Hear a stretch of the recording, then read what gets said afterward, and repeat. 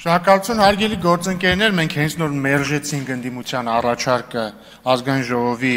նիստերի օրակարգը ընդգրկել ազգային ճգնաժամի եւ կառավարման ձախողման մասին հայտարարության նախագիծը քննարկելու մասին,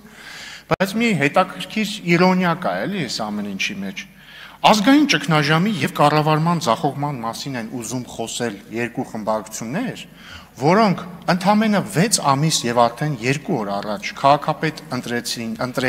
այսինքն իրենց աջակցությամբ քաղաքապետ ընտրվեց Գյումրիում մի մարդ,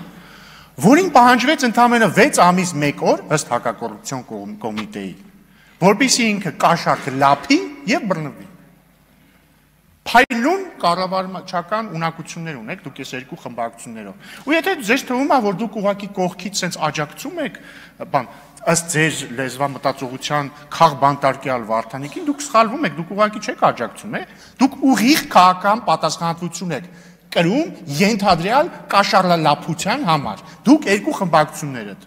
եւ ուժերը, որոնք ներկա են ստեղ։ Ուրա Մարտուն Գրիգորյանը ուրա, ինքը ամենամեծ պատասխանատվությունն է կրում, որովհետև ինքը անձամբ էր մասնակցում Գյումրիի քաղաքապետի ընտրություններին, համայնքային ընտրություններին եւ ձայնը տվել է Վարդան Ղուկասյանին, որը ըստ հակակոռուպցիոն կոմիտեի 6 ամիս 1 օր հետո կաշառք է կերել կամ ուզեցել է ուտի եւ բռնվել է։ Հայաստան դաշինքը, ձեր Հայաստան դաշինքի նախկին անդամ ինչ էր, Անդրանիկ Թևանյանը, այս վերջերս էլ նոր անդամ Հայաստան դաշինքից միացավ Անդրանիկ Թևանյանի բանին, ինչ ասեմ, պրոքսի ուժին, երեք տեսա Գեղամ Մանուկյանն էր խրոխտ կերպով պաշտպանում ըստ հակակոռուպցիոն կոմիտեի կաշառակեր Սրիկային։ Ու դուք եկել խոսում եք ազգային ճգնաժամի եւ կառավարման ձախողման մասին, կառավարումը լիակատար ձախողել է Գյումրիում։ Ես մտածում եմ, ես անկեղծ լինեմ, շատ մարդիկ մտածում են, դե լավ, փաստորեն այս նախկինները վերադարձան Գյումրիում, գուցե մի փոքր փոխված լինեն ու այս անգամ կաշառակերությամբ չզբաղվեն։